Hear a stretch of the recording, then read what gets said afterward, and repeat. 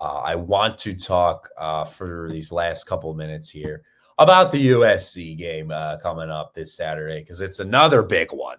Not quite as big, but I think now that what's happened, this is a big one. We're really going to find out who this team is now because that was not the team. That was not our team that was out there on Saturday night. I don't know who that was. But we look ahead. That's all you can do now. You can't harp on it. You got to look ahead. You got a big top 25 matchup still waiting for you in front of the home fans this time, which should be a boost against the USC Trojans. And they've been very good as well. I am very scared, especially seeing how this defense got torched. I am very scared. The Illini open as 6.5-point underdogs at home against these Trojans. It opened at 1.5 actually, so that shows the trend against Illinois, and I can't blame them. USC has been playing really well, and Illinois just had one of the worst top 10 losses in recent memory. USC's been great. They're 4-0. They're 2-0 in the Big Ten. 73-13 against 73-13 against Missouri State. Pardon me, it feels. There it is. I was waiting on that for like 2 minutes. 59-20 over Georgia Southern. Then they went at Purdue, 33-17, and then 45-31 at home last Saturday against Michigan State. Their offense in particular has been very good, and that's going to be a big test for this defense. Why was that a fluke? Did Indiana really catch them off guard? I'm really worried, though, because USC's receivers are far better than Indiana's on paper. Mekhi Lemon is going to tear up this secondary if Omar Cooper Jr. could do that against the Illini. No disrespect to Omar Cooper Jr. either.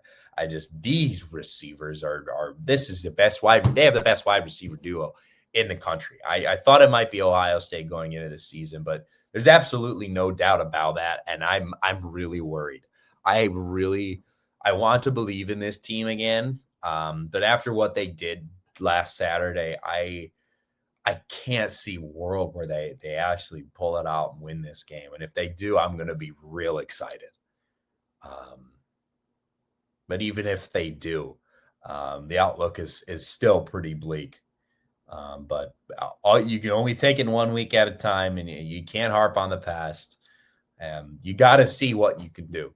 This is another national game as well. USC's been great. They deserve to leapfrog Illinois in the rankings. Again, I'm surprised Illinois is still ranked. I really am. It was so bad. The whole college football world is laughing at us, laughing at me for believing in this team. And they just really let us down on Saturday, man. They really let this fan base down. So it'll be big noon kickoff. Champaign will get the feature, and the Illini do have a chance to brighten their image in the national spotlight too. Because I know USC is just also a huge brand, right?